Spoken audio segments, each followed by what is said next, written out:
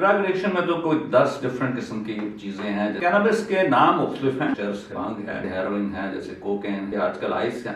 यही चर्स जो से वो सबसे कॉमन इस्तेमाल की जाती है। रिलैक्स करने की चीज है। अस्सलाम वालेकुम, welcome to another episode of mindful awareness. आज का हमारा टॉपिक है कैनबिस। डॉक्टर आफ्ताब हमें बताएंगे कि कैनबिस होती क्या है और पाकिस्तान में कितनी प्रेवलेंट है। अस्सलाम वालेकुम सर। थैंक यू जी। आपके मुतालिक इस सवाल के मुतालिक कैनबिस के नाम मुख्तलिफ हैं। पाकिस्तान में इसके मुतालिक कहते हैं चर्स है, को कहते हैं भांग है। तो ये चीज़ जो सी है वो बहुत कॉमन है और बहुत अरसे से चल रही है। सर पाकिस्तान में क्या इकसाम ज़्यादा यूज़ होती, कौन सी किस्म ऐसी है जो सबसे ज़्यादा पाकिस्तान में यूज़ होती है? ड्रग एडिक्शन में तो कोई 10 डिफरेंट किस्म की चीज़ें हैं, जैसे हेरोइन है, जैसे कोकेन है, जैसे इसी किस्म की आजकल आइस है। लेकिन आजकल जो सबसे कॉमन चीज़ है वो कैनबिस है, यानी हैश है या चर्स है। यही चर्स जो से वो सबसे कॉमन इस्तेमाल की जाती है। सर जैसे आप बता रहे हैं कि ये बहुत ज़्यादा कॉमनली यूज्ड है पाकिस्तान में, इसके कुछ फ़वाइद हैं जो लोग यूज़ करें या डिपेंडेंसी है? हाँ, ये बड़ा अच्छा सवाल है आपका, क्योंकि आम तक लोग जो हैं सिर्फ उसको समझते हैं ये एक रिलैक्स करने की चीज़ है और वो इसी को इस्तेमाल भी कर रहे हैं और स्टूडेंट्स भी इस्तेमाल कर रहे हैं और कुछ 30s के लोग जो हैं वो भी इसको रेगुलरली इस्तेमाल कर रहे हैं। तो इसलिए लोग समझते हैं कि ये एक रिलैक्स करने की चीज़ है। ये नहीं समझते कि इसके बहुत सारे नुकसान भी हैं। सर जैसे भी आपने नुकसानात का बताया, तो आप इस पर थोड़ा इलेबोरेट कराएंगे कि नुकसानात, कौन से नुकसानात, सबसे ज़्यादा नुकसान क्या है कैनबिस का? ये दोनों चीज़ों से डिपेंड करता है। एक, आप कितना ज़्यादा यानी चर्स आप कितनी ज़्यादा इस्तेमाल कर रहे हैं उस चीज़ पे, और दूसरा किस किस्म की चर्स इस्तेमाल कर रहे हैं। कैनबिस के जो नुकसानात हैं वो मुख्तलिफ से। कुछ लोग तो मैंने कहा ना, लोग अपने आप को सुकून के लिए ले रहे होते हैं, लेकिन क्योंकि ये टाइप डिफरेंट है, एक सेटिवा है, एक इंडिगा है। जी, आप ये दो लफ्ज़ कौन से हैं इसको ज़रा समझना चाहिए, लोगों को याद रखना चाहिए, क्योंकि इंडिगा किसी और तरीकों से इस्तेमाल करते हैं और सेटिवा किसी और तरीके से। तो सेटिवा जो सी है वो उसमें THC टेट्राहाइड्रोकैनाबिनॉल है, ये एक और केमिकल है। वो जो इंडिगा है वो एक और केमिकल है कैनाबिनॉल का। तो जो सेटिका है, वो जो इंट्राहाइड्रोकैनाबिनॉल है, वो उसमें से बहुत ज़्यादा स्टिमुलेंट इफेक्ट देता है। बंदा ज़रा ऊंचा बोलने लग जाता है, इसमें गुस्सा भी बढ़ सकता है, इसका चिड़चिड़ाहट भी हो सकता है, इसमें तेज़ी भी आ सकती है। वो वहाँ से इस्तेमाल करते हैं। इंडिका ज़रा थोड़ा सा और तरीके से इस्तेमाल कर रहा होता है, वो ज़रा आपको ज़रा सुकून वाली तबीयत पे इस्तेमाल करते थे। अगर आपको याद हो तो पहले बहुत सारे लोग जो से वो इंडिका इस्तेमाल करते थे। ये ज़्यादातर सेंट्रल एशिया की तरफ से ये चीज़ आ रही थी और बहुत थाउजेंड्स ऑफ ईयर से ये चीज़ चलती आ रही थी। वो ज़रा आपको ज़रा सुकून टाइप के लोग, जिसको आमतौर पे चस्सी कहा जाता था, तो ये चीज़ थी उस वक्त के टाइम पे। आजकल क्योंकि वो दूसरी साइड पे आ गए, ये प्लांट ही जो सा वो, जैसे इंडिका का प्लांट था, वो तकरीबन कोई 5 फुट तक ऊपर तक जाता था और हर सड़कों के साइडों पे निकला होता था।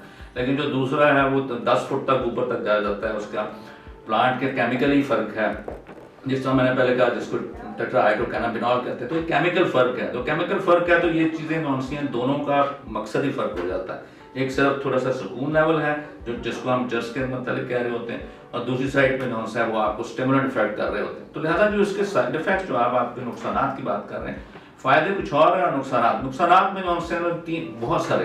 कुछ लोगों को इसको लेने से एंग्जाइटी बढ़ जाती है, कुछ लोगों को इससे जो है वो नींद खराब होने लग जाती है। कई लोग ऐसे हैं जिसकी वजह से उनको डिप्रेशन के साइड इफेक्ट ज़्यादा शुरू हो जाते हैं।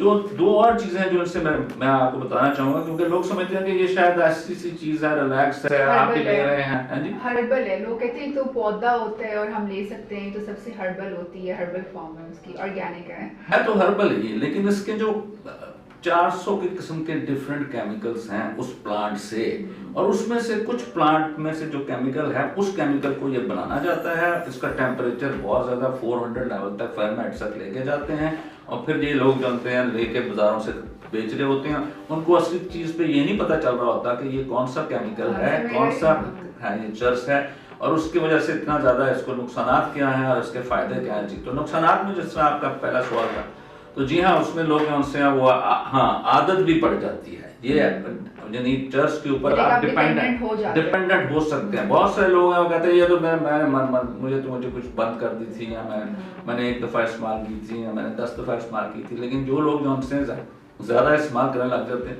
तो वो टोटली डिपेंडेंट भी हो जाते हैं। तो पहले और साइड इफेक्ट्स का जहाँ तक ताल्लुक है, वो है आप में एक दिल करता ना कि मैंने अपने आप को और पढ़ना है और फ्यूचर पे लेके जाना है, मैंने अपने एक शौक होता है कि जिंदगी के मुतालिक, ये चीज़ें काफ़ी कम हो जाती हैं और वो फिर आपका ना कोई मोटिवेशन नहीं रहती उस चीज़ के ऊपर, ना बेशक पढ़ाई से ताल्लुक है ना आएगा फ्यूचर का ताल्लुक है। तो ये एक और बड़ी साइड इफेक्ट्स है जिससे लोगों को नुकसान पहुंचता है।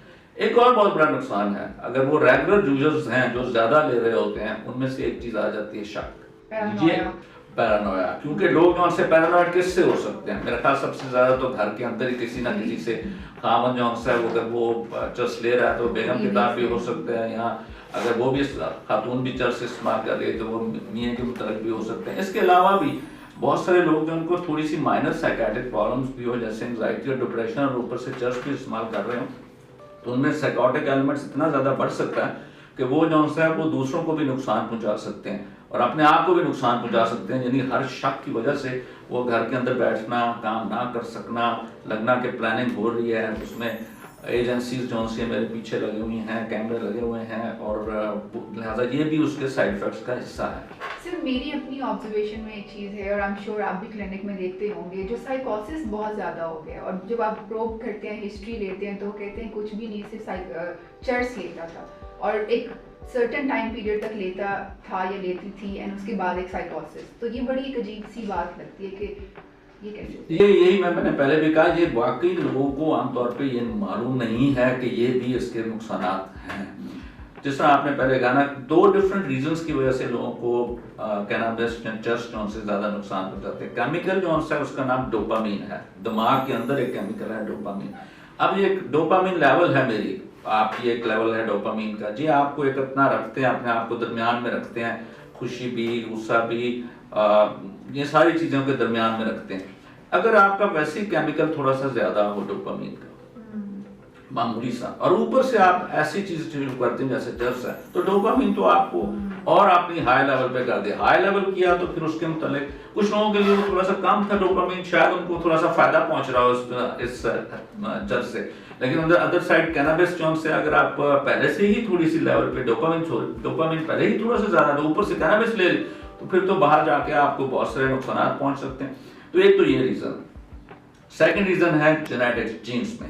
कुछ लोगों को साइकेट्रिक प्रॉब्लम्स हैं, किसी को डिप्रेशन है, किसी को एंजाइटी है, किसी को पहले भी दूर के रिश्तेदारों में भी किसी को पैरानोया या शक वाली तबीयत हो, ऊपर से ये जेनेटिकली भी आ सकता है सारी चीज़ के मुताबिक। और तीसरा, जिस तरह मैंने पहले बताया था, कितना ज़्यादा आप पहले ही डोपामिन लेवल की वजह से हो सकता है, जेनेटिक लेवल की वजह से हो सकता है, एनवायरमेंटल स्ट्रेसेस से भी। जब बच्चा क्यों शुरू करते हैं, ये भी आपका होना चाहिए इस चीज़ के सवाल। एस्केप रियलिटी से कि ये कुछ है ही नहीं। लोग अब जब रिपोर्ट करते हैं तो कहते हैं एंटरटेनमेंट नहीं है, कुछ नहीं है, स्ट्रेस बहुत ज़्यादा है, प्रेशर बहुत ज़्यादा है। ये भी है, बच्चों को बुलिंग की जाती है स्कूल में, कॉलेज में, उसके लिए वो ढूंढने की कोशिश कर रहे होते हैं कि किस तरह करें, वो इस पे शुरू कर देते हैं। तीसरा ये कि टू मच एक्सपेक्टेशंस भी हैं बच्चों के, पेरेंट्स की तरफ से कि भाई तुम्हारे इतने मार्क्स देने हैं, तुम्हें इतना होना चाहिए, इतना नहीं होना चाहिए। तीसरा ये है कि उनकी कंसंट्रेशन, क्योंकि थोड़ा सा नहीं चल रहे होते हैं, उनका ख्याल होता है कि टेस्ट लेने से मैं और ज्यादा बेहतर हो सकूंगा, मेरी एंजाइटी कम हो जाएगी। शायद एंजाइटी कम हो जाए, शायद एंजाइटी बढ़ भी जाए, लेकिन अगर एंजाइटी कम भी हो जाए तो दूसरे नुकसान बहुत सारे करते हैं उस चीज के ऊपर, क्योंकि फिर आपका फोकस नहीं रहता, कंसंट्रेशन नहीं रहते, तो आप फिर अपना जो फ्यूचर की एक्सपेक्टेशंस है वो भी नहीं कर सकते। पेरेंटल अप्रोच जो सी है वो भी एक चीज है सारी चीज में, कि पेरेंटल हेलीकॉप्टर स्टाइल भी है, मदर हेलीकॉप्टर को देखने की कोशिश कर रहे होते हैं और वो ये भागने की कोशिश कर रहे होते हैं, मुझे क्यों देखा जा रहा है, वो चेक क्यों किया जा रहा है। तो स्टूडेंट लेवल पे भी जो है ये लोग लेना शुरू कर देते हैं। कॉलेज लेवल में ये चीज़ और बढ़ जाती है उस चीज़ के हिसाब से। कुछ लोग अगर रिसर्चेस के हिसाब से देखें तो ये भी एक सवाल है, अगर आप पूछें मेरे से, तो क्या ये कितने % लोग हैं जो कि सर, मेरा अगला सवाल यही है कि कितने % लोग ऐसे हैं पाकिस्तान में जो ये कैनबिस यूज डिसऑर्डर जिनको है? या अगर स्कूल या कॉलेज लेवल पे जाएं तो मेरे ख्याल में कितने लोगों ने इस्तेमाल किया तो वो बहुत हाई है। जैसे कि किया तो है, बहुत हाई का मकसद है, एक दफा किसी दोस्तों ने किया तो मैंने थोड़ा सा सिगरेट में साथ ट्राई कर दिया, तो ये तो बहुत लेवल पे हाई है। मैं कहना नहीं चाहता कि कितने लेवल पे, लेकिन वो बहुत हाई है। लेकिन दूसरे लेवल पे जो स्टूडेंट्स जो कि रेगुलर ले रहे होते हैं, वो स्टूडेंट या कॉलेज टाइम पे और फिर यंग जॉब में भी, अपनी अर्ली जॉब में भी वो चल रहे होते हैं, तो तकरीबन 10% लोग जो हैं वो इसको रेगुलर इस्तेमाल कर रहे होते हैं, काफ़ी लेवल ज़्यादा है। एक दफ़ा आपने बताया था कि जो अब कैनबिस है, it's not cannabis anymore, it's cannabinol, it's mixture of William, amphetamine and so many other substances. इस बारे में थोड़ा बताएंगे, क्योंकि लोगों को तो नहीं पता कि वो ऑर्गेनिक फॉर्म ले रहे हैं या वो कैनबिस की सबसे हाई क्वालिटी ले रहे हैं। वो जाते हैं, इतना सा वो एक होता है अजीब सा डार्क से कलर का, और वही मिलता है, तो दे डोंट नो कि उसमें कौन कौन से केमिकल्स हैं। ये इस तरह हुआ है कि देखिए, कई जगह कई मुल्कों में उसको एक्सेप्ट किया जाता है, कई जगह नहीं एक्सेप्ट किया जाता।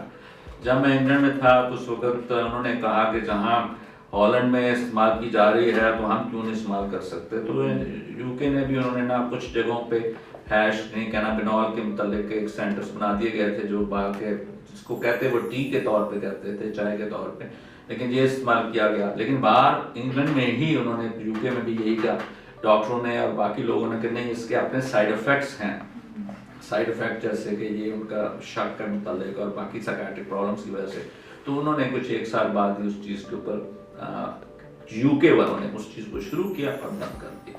जहाँ तक दूसरी साइड पे देख लें तो अमेरिका ने और कनाडा ने उस चीज़ को एक्सेप्ट किया। इसी चीज़ को एक्सेप्ट करने के लिए ये क्योंकि हम अल्कोहल पीते हैं तो क्यों नहीं ये चीज़ को भी हम शुरू कर सकते हैं इस चीज़ पे। हालांकि वहाँ का एक चीज़ है कि वहाँ आपको पता होता है इंग्लैंड में कि किस परसेंटेज लेवल पे आप ले रहे हैं, जिसको वहाँ वो वीट के तौर पे इस्तेमाल करते हैं, लेकिन उसमें आपको केमिकल का पता पड़ता है कि मैंने कौन सा इंडिका लेना है, कौन सा दूसरा लेना है। एक मुझे बहुत स्टिमुलेट कर सकता है, एक मुझे नहीं कर सकता, कम कर सकता है। तो वहाँ थोड़ा सा फिर भी एक थोड़ी सी क्लैरिटी है इस चीज़ के हिसाब से। यहाँ तो आपको नहीं पता कि आप बाजार से क्या ले रहे हैं और आपको क्या हो रहा है सारी चीज़ के मुतालिक, और उसको क्योंकि आप बीच में आप थोड़ा सा ये नहीं पता होता कि मेरी एंग्जाइटी कम हो रही है, ये नहीं पता होता कि एंग्जाइटी शायद थोड़ी देर के लिए पीने से, कुछ सिगरेट पीने से, हैश पीने से, चरस पीने से थोड़ा सा फायदेमंद हो रहा हो, लेकिन ये नहीं पता कि मैं जो सा उससे मुझे नुकसान क्या पहुंच रहे हैं। उसकी वजह से मेरी कंसंट्रेशन खत्म हो गई है, मेरी मोटिवेशन खत्म हो रही है, मेरी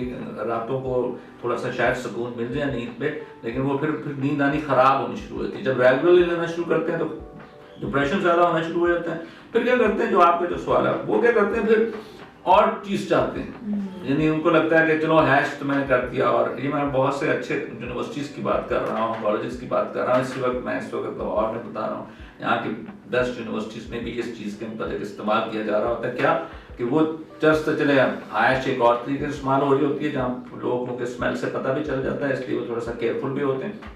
लेकिन दूसरी मेडिसिन हैं जिसको आपने सवाल पूछा, तो हाँ जी, ये लेक्सोटनिल वगैरह की गोलियाँ ज़्यादा ले लेते हैं। ऊपर से ये हैश जस्ट इस्तेमाल की, ऊपर से आपने जो सा वो आप विलियम और ज़ैनेक्स और लेक्सोटनिल और इस किस्म के जो ग्रुप ऑफ मेडिसिन हैं जिसको बेंजो कहते हैं आप इस चीज़ पे, तो banjo is also in here in Lahore. तो जब कम्बिनेशन आ जाए कि वो बेंजो भी किया हुआ है तो फिर बहुत कुछ नुकसान होते हैं। पता नहीं चल रहा होता क्या मेरी ड्राइविंग कर रहे हैं, ये नहीं पता हो रहा कि रातें क्या गुजर रही हैं और दिन कैसे गुजर रहे हैं और मेरी लाइफ कैसे चल रही है। सर, क्या ट्रीटमेंट है कैनबिस यूज डिसऑर्डर? अगर कोई इंसान ले रहा है, लॉन्गर टर्म तक ले रहा है, बहुत ज़्यादा तादाद में ले रहा है, डिपेंडेंट हो गया है, तो उसके लिए क्या ट्रीटमेंट आप ऑफर करते हैं? पहले तो समझना चाहिए कि देयर इज समथिंग रॉन्ग, मुझे कुछ गड़बड़ हो रही है। अच्छी भली मेरे ओ लेवल ए लेवल का अच्छे बड़े मेरे रिजल्ट्स आ रहे थे, अब मेरे रिजल्ट्स में अच्छे नहीं आ रहे। तो पहले तो अपने आप को, दूसरा अब लाइफ में इतना मज़ा नहीं है, ठीक है थोड़ी देर के लिए मज़ा है, लेकिन मेरी डेली लाइफ के जो से उतना मज़ा नहीं है। तो समझना चाहिए कि ओहो मेरे कॉन्फ्लिक्टिंग इश्यूज जो हैं वो क्यों बढ़ रहे हैं, घर वालों से भी बढ़ रहे हैं, फ्रेंड्स से भी थोड़ा सा मैं दूर होता जा रहा हूँ, क्योंकि मुझे पहले आप जस्ट मिल रही है, मैं अपने घर में भी बैठ कर पी रहा हूँ, बाथरूम में एग्जॉस्ट लगवा के, ताकि पता भी ना चले, हालांकि पता चल जाता है सारी चीज़ें। तो इस वजह से वो कम्बिनेशन भी इस्तेमाल करना शुरू कर देते हैं। उसको जो ठीक करने के तरीके के लिए फर्स्ट अप्रोच तो सिर्फ ये होनी चाहिए कि मुझे पता होना चाहिए there is something going wrong. दूसरा, क्योंकि उनको वो समझते हैं कि भाई माइनर सी चीज़ है, मैं बंद कर लूंगा, लेकिन वो बंद कर भी देते हैं ना, तो कुछ थोड़ी देर के बाद ही, थोड़े दिनों के बाद ही उनको फिर एक थोड़ा सा क्रेविंग आती है। बारिश होती है तो एक लगा लें, फ्रेंड्स के साथ बैठे हैं तो एक लगा लें। जी हाँ, वो कोई ना कोई, यहाँ दोनों साइड पे, ये तो आप फायदे की बात कर रहे हैं ना, दूसरी साइड पे एंग्जाइटी भी है, इम्तिहान भी हैं, एग्जाम्स भी हैं, एक्सपेक्टेशंस भी हैं, तो वो दोनों साइडों पे छू कर देते हैं, और फिर कम्बिनेशन करा लो तो फिर और सत्यानाश चीज़ करते हैं। तो जी हाँ, इसको ठीक करने के लिए पहले फर्स्ट तो अपने आप को खुद सोचना चाहिए। नंबर 2 कि मैंने इसको ख़त्म करना। अब ख़त्म करने के तरीके जो उनसे हैं वो मुख्तलिफ तरीके हैं। उसके लिए वो अपनी कोशिशों से भी हो सकता है, उसको कम करके ग्रेजुअली भी लोग बंद करते हैं इस चीज़ के लिए। जो लोग ज़्यादा बीमारियों में चले जाते हैं, जैसे कि डिप्रेशन में है, जैसे कि एंग्जाइटी में है, जैसे कि साइकोसिस में है, जैसे कि मोटिवेशन ख़त्म करने की है, तो फिर उसका ट्रीटमेंट जो है वो थेरेपी भी है, उसमें कि साइकोलॉजिकल थेरेपी भी है, काउंसलिंग थेरेपी भी है, उस चीज़ से भी। और आखिरी वो ये है कि इसके लिए मेडिसिन हैं। मेडिसिन किस लिए हैं? क्योंकि एक कुछ है एंटी स्मोकिंग मेडिसिन भी हैं इस चीज़ के मतलब, वो भी इस्तेमाल की जाती हैं। दूसरी साइड पे ये है कि वो आप साइकोसिस है तो नेचुरली वो है। अगर साइकेट्रिक प्रॉब्लम्स भी बीच में आ चुके हुए हैं, जैसे एंग्जाइटी है, डिप्रेशन है, और तो उसके लिए भी मेडिसिन जो हमसे इस चीज़ पे इस्तेमाल की जाती हैं। कुछ लोग तो घर में ये चीज़ साइकियाट्रिस्ट के पास जाके या थेरेपी के लिए साइकोलॉजिस्ट से ठीक हो जाते हैं। अगर नहीं हो सकते हैं और बिल्कुल ही कंट्रोल करना मुश्किल हो जाता है सारी चीज़ के लिए, तो ऑफ कोर्स एडमिशन भी की जाती है इसी थेरेपी के लिए। ये ना समझिए कि कैनाबिनॉल यानी चर्स ये एक माइनर सी चीज़ है, इसके मुतालिक डरे ना, और दोस्त दे रहे हैं और आपको आप इस्तेमाल कर रहे हैं और आप लगता है जैसे कि आम सी ज़िंदगी गुजारें, ऐसा नहीं होता। Thank you so much sir. ये थी हमारी आज की एपिसोड। हम बहुत जल्दी एक और एपिसोड के साथ हाजिर होंगे। अल्लाह हाफिज़।